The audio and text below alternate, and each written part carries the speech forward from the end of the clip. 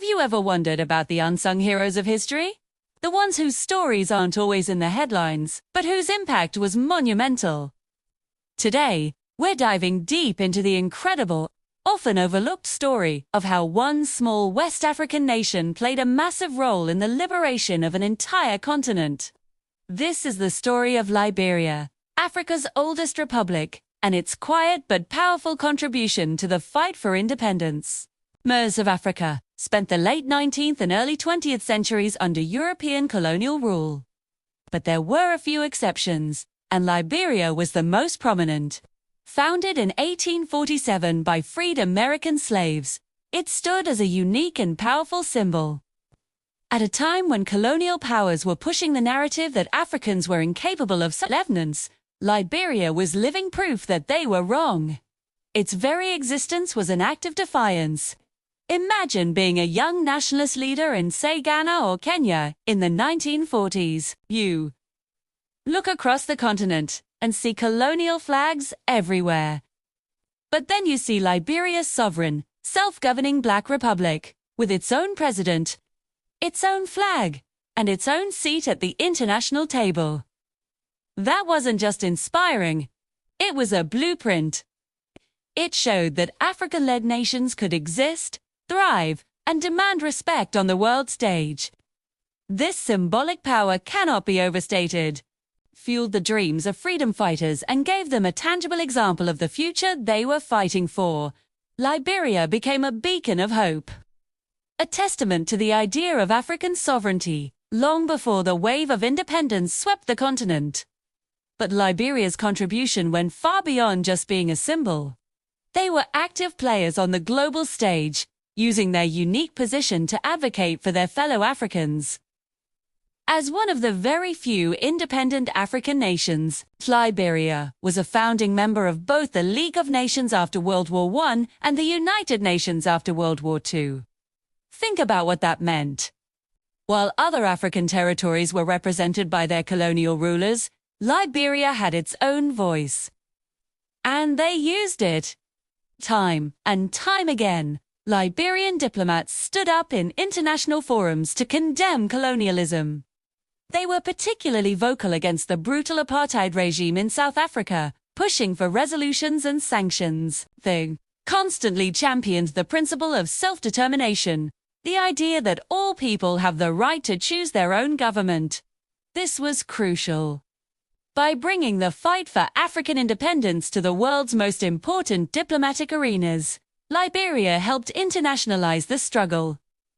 They ensured that the plight of colonized Africans was just a domestic issue for European empires, but a global concern that demanded global attention.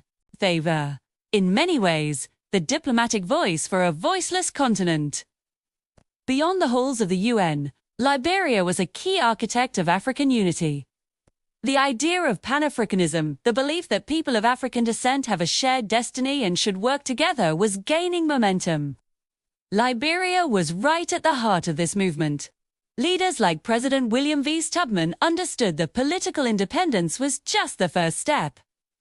For Africa to be truly free and prosperous, its nations had to cooperate. Liberia hosted major conferences where African leaders, both from independent states and from liberation movements, could meet, strategize, and build solidarity. These weren't just talk shops. These were the crucibles where the future of the continent was forged. Along with leaders like Kwame Nkrumah of Ghana and Emperor Haile Selassie of Ethiopia, Liberia was instrumental in the discussions that led to the creation of the Organization of African Unity, or OAU, in 1963.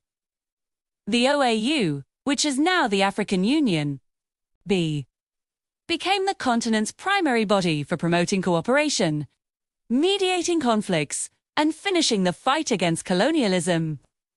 Liberia's role in its formation shows that they weren't just focused on their own survival.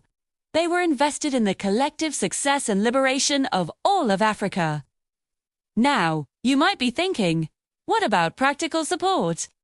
Did they send soldiers or weapons? While Liberia's military was small and its resources were limited, provided another crucial form of support, a safe haven and a platform. Its status as a sovereign nation meant its embassies around the world could serve as safe channels for aid, communication and diplomacy for liberation movements that had no official standing. Liberian leaders maintained personal relationships with many future heads of state, offering them political backing and advice. Think of it like this. If you were a freedom fighter trying to get your message to the world, having a friendly nation's diplomatic channels at your disposal was an invaluable asset. They could help amplify your cause, connect you with allies, and lend you the legitimacy of a recognized state.